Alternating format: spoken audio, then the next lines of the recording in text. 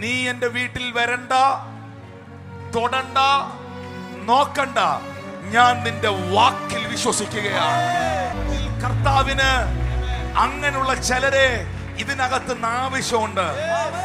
എന്റെ സാഹചര്യങ്ങൾ എനിക്കെതിരായിരിക്കാം, വ്യക്തികൾ എനിക്കെതിരായിരിക്കാം, മനുഷ്യർ എനിക്കെതിരായിരിക്കാം, അല്ലെങ്കിൽ എനിക്കെല്ലാം അനുകൂലമായിരിക്കാം. എന്തുമാകട്ടെ, ഇപ്പോഴും എന്റെ ദൈവമേ, അങ്ങയുടെ വചനത്തിൽ, അങ്ങയുടെ വാക്കിൽ ഞാൻ പൂർണ്ണമായും വിശ്വസിക്കുകയാണ്.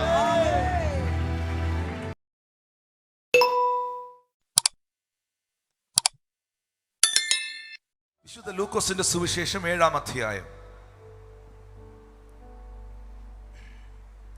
11 മുതൽ 17 വരെയുള്ള വചനഭാഗങ്ങൾ ഈ സമയം നമുക്ക് ശ്രദ്ധിക്കാം. പിറ്റേന്നാൾ അവൻ നൈൻ എന്ന പട്ടണത്തിലേക്ക് പോകുമ്പോൾ അവന്റെ ശിഷ്യന്മാരും വളരെ പുരുഷാരവും കൂടെ പോയി. അവൻ പട്ടണത്തിന്റെ വാതിലിനോട് അടുത്തപ്പോൾ മരിച്ചുപോയ ഒരുവനെ പുറത്തു കൊണ്ടുവരുന്നു. അവൻ അമ്മയ്ക്ക് ഏകജാതനായ മകൻ, അവളോ വിധവയായിരുന്നു. പട്ടണത്തിലെ ഒരു വലിയ പുരുഷാരവും അവളോടുകൂടെ ഉണ്ടായിരുന്നു. അവളെ കണ്ടിട്ട് കർത്താവ് മനസ്സലിഞ്ഞ് അവളോട് കരയേണ്ട എന്ന് പറഞ്ഞു. അവൻ അടുത്തു ചെന്ന് മഞ്ചം തൊട്ടു. ചുമക്കുന്നവർ നിന്നു. ബാല്യക്കാരാ, എഴുന്നേൽക്കുക എന്ന് ഞാൻ നിന്നോട് പറയുന്നു എന്ന് അവൻ പറഞ്ഞു. മരിച്ചവൻ എഴുന്നേറ്റ് ഇരുന്ന് സംസാരിക്കുവാൻ തുടങ്ങി. അവൻ അവനെ അമ്മയ്ക്ക് ഏൽപ്പിച്ചു കൊടുത്തു. എല്ലാവർക്കും ഭയം പിടിച്ചു. ഒരു വലിയ പ്രവാചകൻ നമ്മുടെ ഇടയിൽ എഴുന്നേറ്റിരിക്കുന്നു, ദൈവം തന്റെ ജനത്തെ സന്ദർശിച്ചിരിക്കുന്നു എന്ന് പറഞ്ഞ് ദൈവത്തെ മഹത്വീകരിച്ചു. അവനെ കുറിച്ചുള്ള ഈ ശ്രുതി യഹൂദയിലൊക്കെയും ചുറ്റുമുള്ള നാടെങ്ങും പരന്നു. പിറ്റേന്നാൾ അവൻ നയീൻ എന്ന പട്ടണത്തിലേക്ക് പോകുമ്പോൾ അവന്റെ ശിഷ്യന്മാരും വളരെ പുരുഷാരവും കൂടെ പോയി. പിറ്റേന്നാൾ എന്ന വേദപുസ്തകത്തിൽ രേഖപ്പെടുത്തിയിരിക്കുമ്പോൾ അതിന്റെ തലേ ദിവസം എന്തോ ഒരു കാര്യം ഉണ്ടായിട്ടുണ്ട്. അല്ലെങ്കിൽ ഈ സംഭവം മാത്രമേ പരാമർശിക്കുള്ളായിരുന്നു. പിറ്റേന്നാൾ, നെക്സ്റ്റ് ഡേ, അല്ലെങ്കിൽ ഡേ ആഫ്റ്റർ എന്ന് പറയണമെങ്കിൽ അതിന്റെ തലേ ദിവസം എന്തോ ഒരു ഇൻസിഡന്റ് ഉണ്ടായിട്ടുണ്ട്. ആ സംഭവം ലൂക്കോസ് സുവിശേഷം 7-ാം അധ്യായത്തിന്റെ 1 മുതലുള്ള വാക്യത്തിൽ കാണാം. ജനം കേൾക്കെ തന്റെ വചനം പറഞ്ഞു തീർന്ന ശേഷം അവൻ കബർന്നഹൂമിൽ ചെന്നു. 2-ാമത്തെ വാക്യം, അവിടെ ഒരു ശതാധിപന് പ്രിയനായ ദാസൻ ദീനം പിടിച്ച് കിടന്നിരുന്നു.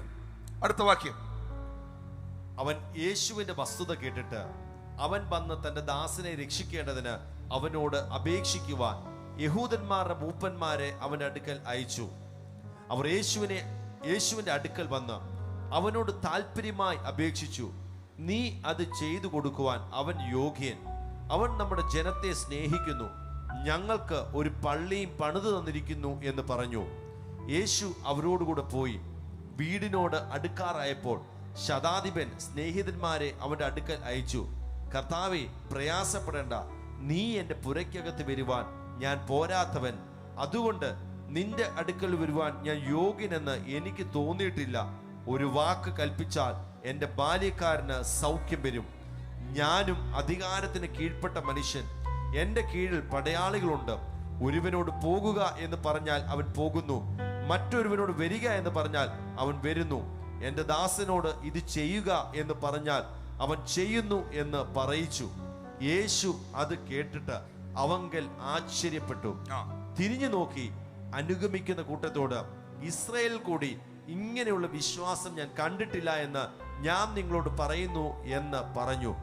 ശതാധിപൻ പറഞ്ഞയച്ചിരുന്നവർ വീട്ടിൽ മടങ്ങി വന്നപ്പോൾ ദാസനെ സൗഖ്യത്തോടെ കണ്ടു. ഇത് കഴിഞ്ഞിട്ടാണ് അടുത്ത വാക്യത്തിൽ എഴുതിയിരിക്കുന്നത്, പിറ്റേന്നാൾ അവൻ നയീൻ എന്ന പട്ടണത്തിലേക്ക് പോകുമ്പോൾ ശതാധിപന്റെ ദാസന് വന്ന സൗഖ്യം. എന്താണ് ശതാധിപൻ? ഈ റോമൻ വാക്കുകളാണ് ഇതൊക്കെ. ശതം എന്ന് പറഞ്ഞാൽ 100, സഹസ്രം എന്ന് പറഞ്ഞാൽ 1000, ലീജിയൻ എന്ന് പറഞ്ഞാൽ 6000. അതുകൊണ്ടാണ് വേദപുസ്തകത്തിൽ 6000 ഭൂതം ശരീരത്തിൽ വസിച്ചിരുന്ന മനുഷ്യനെ ലെഗ്യോൻ ബാധിച്ചവൻ എന്ന് പറഞ്ഞത്. ലിജിയൻ 6000. അപ്പോൾ ശതാധിപൻ എന്ന് പറയുമ്പോൾ 100 പട്ടാളക്കാരുടെ ഓഫീസറാണ്.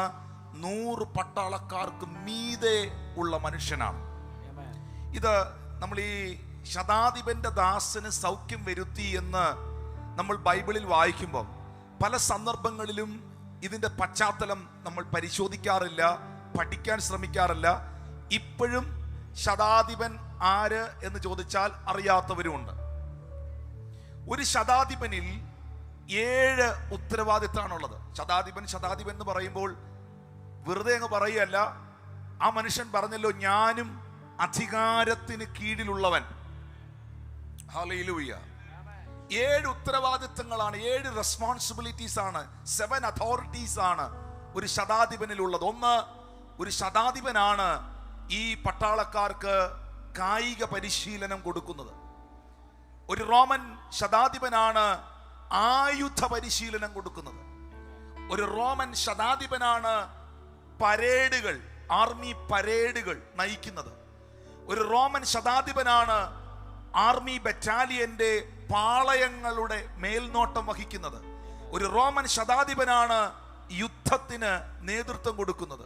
ഒരു റോമൻ ശതാധിപനാണ് കുറ്റവാളികൾക്ക് ശിക്ഷ നൽകുന്നത്.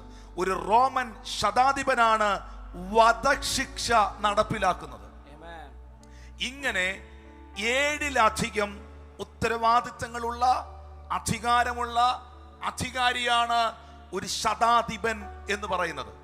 ഇനി ഇസ്രായേലിൽ പോലും ഇതുപോലൊരു വിശ്വാസം ഞാൻ കണ്ടിട്ടില്ല എന്ന് യേശു കർത്താവാണ് പറയുന്നത്. ഇന്ത്യയിൽ ഇതുപോലൊരുത്തനില്ല,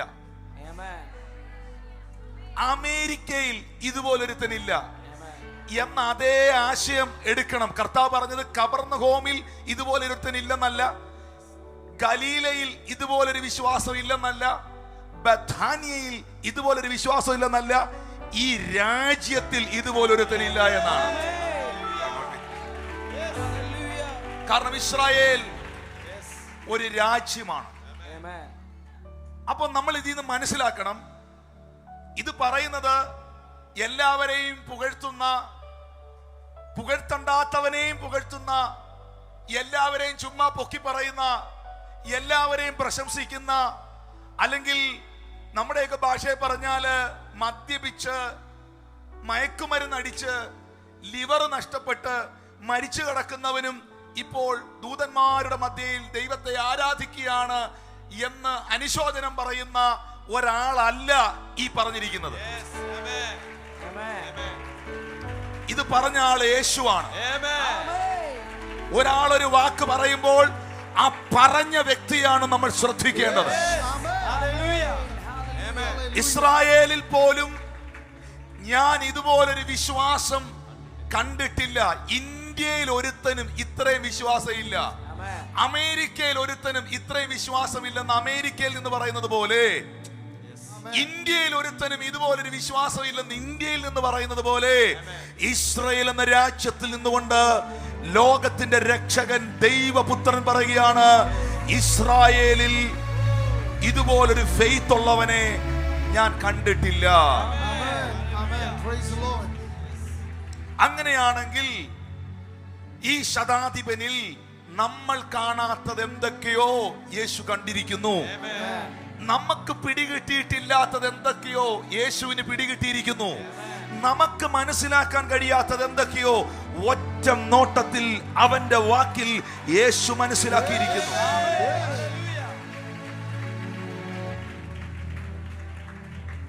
മനുഷ്യൻ എന്നെ നോക്കി പറയുന്ന വാക്കുകൾ ആ വ്യക്തിയുടെ അനുഭവത്തിൽ നിന്നും അഭിപ്രായങ്ങളിൽ നിന്നുമായിരിക്കും. ഒരു മനുഷ്യൻ നിങ്ങളെ പുകഴ്ത്തി പറയുന്ന വാക്കുകൾ ആ വ്യക്തി നിങ്ങളോട് ബിഹേവ് ചെയ്ത ബിഹേവിയറുകളിൽ നിന്നായിരിക്കും, പെരുമാറ്റങ്ങളിൽ നിന്നായിരിക്കും. പക്ഷെ ദൈവം ഒരാളെ നോക്കി ഇതുപോലൊരു വിശ്വാസമുള്ളവനെ ഞാൻ കണ്ടിട്ടില്ലെന്ന് പറയുന്നെങ്കിൽ ദൈവം അവന്റെ ഹൃദയത്തെ കണ്ടോണ്ടായിരിക്കും പറയുന്നത്.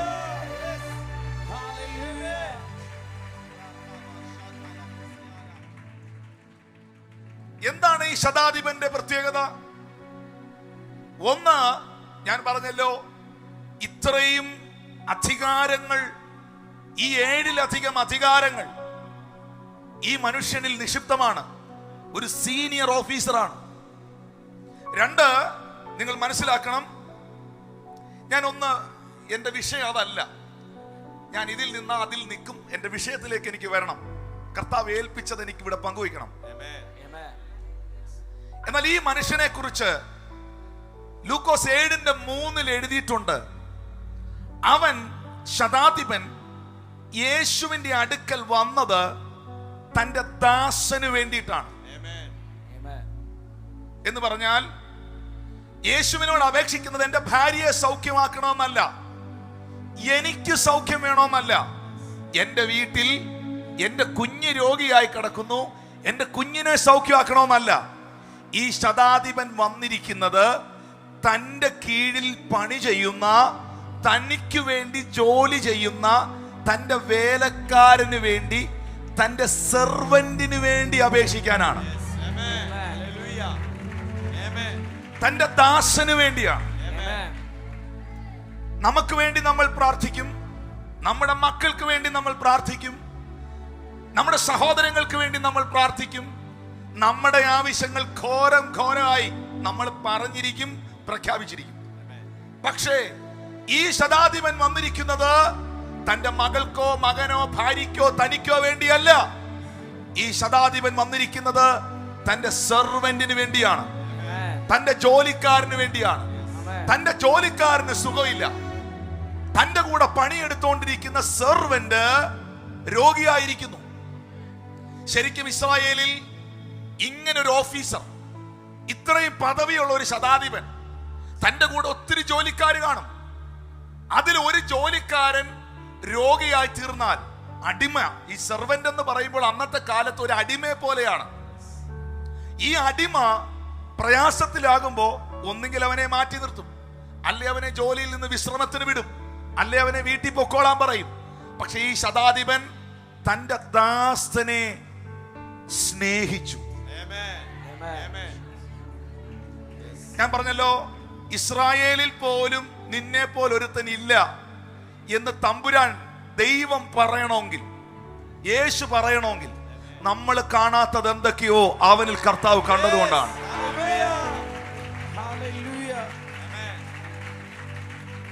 രണ്ടാമതായി 5-ാം വാക്യത്തിൽ പറയുന്നു, അത് നാട്ടുകാരാണ് പറയുന്നത്, ഈ സാക്ഷ്യം പറയുന്നത് ശതാധിപനല്ല. ഈ സാക്ഷ്യം പറയുന്നത് ഈ ശതാധിപനെ അറിയാവുന്ന ഒരു കൂട്ടം ആളുകളാണ്. അവര് പറയുന്നു, ഈ മനുഷ്യൻ ജനത്തെ ഭയങ്കരമായി സ്നേഹിക്കുന്ന ആളാണ്. 2, ഞങ്ങൾക്ക് ഒരു പള്ളിയും തീർപ്പിച്ചു തന്നിരിക്കുന്നു. അപ്പൊ നാട്ടുകാര് ഈ ശതാധിപനെ കുറിച്ച്, ശതാധിപൻ അവിടെ നിൽക്കുമ്പോ യേശുവിനോട് പറയുകയാണ്, ഈ പുള്ളി നിങ്ങൾ യേശു കർത്താവെ അങ്ങ് ഉദ്ദേശിക്കുന്ന ഒരാളല്ല, നല്ല മനുഷ്യനാ. അപ്പൊ അങ്ങനെ പറയണമെങ്കിൽ യേശു കർത്താവ് ഇവന്റെ വിഷയത്തെ എടുക്കണം, യേശു കർത്താവ് ഇവന്റെ വിഷയത്തെ ഡീൽ ചെയ്യണം. അതിനുവേണ്ടി ആളുകള് യേശുവിനെ പ്രഷർ ചെയ്യാണ്.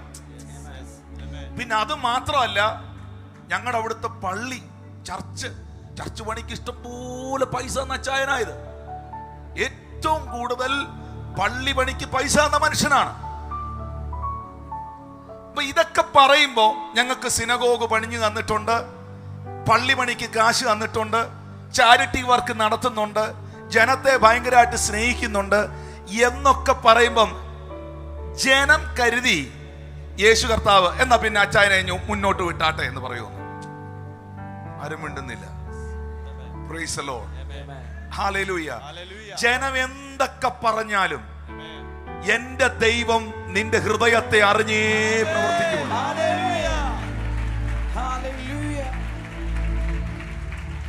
ആരൊക്കെ നിന്നെ വാഴ്ത്തി പുകഴ്ത്തിയാലും, ആരൊക്കെ നിന്നെ വാനോളം പൊക്കാൻ ശ്രമിച്ചാലും, നിന്നെ ഉള്ളതുപോലെ അറിയുന്ന ഒരു ദൈവം ഉണ്ട് എന്ന സത്യം മനസ്സിലാക്കണം. പള്ളി പണിക്ക് അദ്ദേഹം പൈസ കൊടുത്തു, പള്ളി പണിഞ്ഞു കൊടുത്തു. പള്ളി പണിക്ക് കാശ് കൊടുത്തെന്നല്ല എഴുതിയിരിക്കുന്നേ, ചർച്ച് ഫുള്ളായിട്ട് പുള്ളി പണിഞ്ഞു കൊടുത്തു. ജനത്തെ സ്നേഹിച്ചു, ദാസന് വേണ്ടി അപേക്ഷിക്കുന്നു. അപ്പൊ ഉടനെ കർത്താവിന് ഒരു ആഗ്രഹം ഉണ്ടല്ലോ, നമുക്ക് തോന്നുമല്ലേ ഈ പുള്ളി ആരാന്നൊന്ന് അറിയണോന്ന്. സാധാരണ നിലയിൽ നാട്ടുകാരെല്ലാം ഇങ്ങനെ പറയുന്ന, വാനോളം പുകഴ്ത്തുന്ന ഒരാള് മുന്നോട്ട് വന്ന് യെസ് സാർ ഞാനാണ്, വളരെ ഗമയോടെ നിൽക്കേണ്ടതാണ്. പക്ഷേ കർത്താവിനെ ഞെട്ടിച്ചു കളഞ്ഞത് ഇത്രയും അധികാരമുള്ള, ഇത്രയും പണമുള്ള, ഇത്രയും പദവിയുള്ള, ഇത്രയും ജനത്തിന്റെ ഒരു വലിയ കൂട്ടത്തിന്റെ അക്സെപ്റ്റൻസ് ഉള്ള, ഒരു സമൂഹം ഒന്നടങ്കം അംഗീകരിക്കുന്ന ഈ മനുഷ്യൻ 6-ാം വാക്യത്തിൽ യേശു കർത്താവിനോട് പറയുകയാണ്, കർത്താവേ, യേശുവേ, അവിടുന്ന് പ്രയാസപ്പെടണ്ട, നീ എന്റെ പുരയ്ക്കകത്ത് വരാൻ ഞാൻ യോഗ്യനല്ല. എനിക്ക് വലിയ വീട് ഇല്ലെന്നല്ല, എനിക്ക് വലിയ വീടുണ്ട്. എനിക്ക് വസ്തു ഇല്ലെന്നല്ല, വസ്തുക്കളുണ്ട്. എന്റെ വീട് കൊള്ളുകയെന്നല്ല. നമ്മൾ പെട്ടെന്ന് എന്റെ പുരയ്ക്കകത്ത് വരാൻ കർത്താവേ നീ പോരാത്തവനാണേ എന്ന് പറയുമ്പോൾ നമ്മൾ ആ പുരയെ കുറിച്ചായിരിക്കും ചിന്തിക്കുന്നത്. വലിയ യേശുവിന് വരത്തക്കവണ്ണമുള്ള പുരയായിരിക്കത്തില്ല. അതല്ല അവൻ പറഞ്ഞത്, എന്റെ പുര കൊള്ളത്തില്ല, എന്റെ വീട് കൊള്ളത്തില്ല, എന്റെ വീട് പോരത്തില്ലെന്നല്ല, ഞാൻ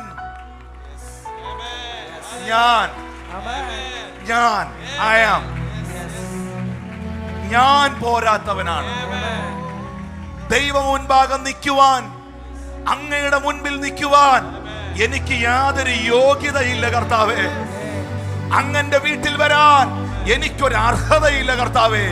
എനിക്ക് വീടുണ്ടായിരിക്കാം, ബംഗ്ലാവ് ഉണ്ടായിരിക്കാം, ആൾബലമുണ്ടായിരിക്കാം, അധികാരമുണ്ടായിരിക്കാം, പക്ഷേ അങ്ങയുടെ മുമ്പിൽ നിൽക്കുവാൻ, അങ്ങന്റെ ഭവനത്തിൽ വരുവാൻ എനിക്കൊരു യോഗ്യതയുമില്ല എന്ന് പരസ്യമായി സമ്മതിച്ചവന്റെ ഹൃദയത്തെ തിരിച്ചറിഞ്ഞ ദൈവം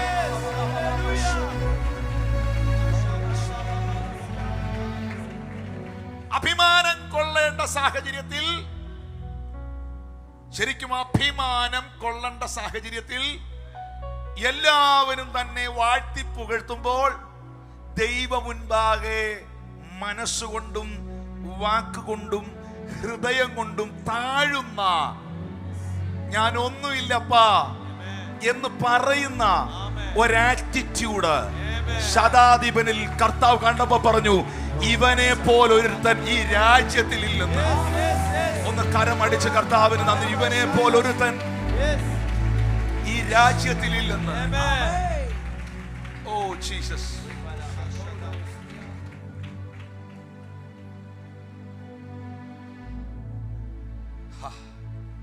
ഒന്ന്, അദ്ദേഹം ദാസനെ സ്നേഹിച്ചു. 2, ദൈവജനത്തെ സ്നേഹിച്ചു. 3, തന്റെ അയോഗ്യത താൻ തിരിച്ചറിഞ്ഞു. തന്റെ അയോഗ്യത താൻ പരസ്യമായി ദൈവത്തിന്റെ മുൻപാകെ വെളിപ്പെടുത്തി. 4, അതിന്റെ 7-ാമത്തെ വാക്യത്തിൽ ആ ശതാധിപൻ പറയുകയാണ്, ഒരു വാക്ക് നീ കൽപ്പിച്ചാൽ എന്റെ ബാല്യക്കാരന് സൗഖ്യം വരും. നീ എന്റെ വീട്ടിൽ വരണ്ട, തൊടണ്ട, നോക്കണ്ട, ഞാൻ നിന്റെ വാക്കിൽ വിശ്വസിക്കുകയാണ്. കർത്താവിന് അങ്ങനെയുള്ള ചിലരെ ഇതിനകത്ത് ആവശ്യമുണ്ട്. എന്റെ സാഹചര്യങ്ങൾ എനിക്കെതിരായിരിക്കാം, വ്യക്തികൾ എനിക്കെതിരായിരിക്കാം, മനുഷ്യർ എനിക്കെതിരായിരിക്കാം, അല്ലെങ്കിൽ എനിക്കെല്ലാം അനുകൂലമായിരിക്കാം, എന്തുമാകട്ടെ, ഇപ്പോഴും എന്റെ ദൈവമേ, അങ്ങയുടെ വചനത്തിൽ, അങ്ങയുടെ വാക്കിൽ ഞാൻ പൂർണ്ണമായും വിശ്വസിക്കുകയാണ്.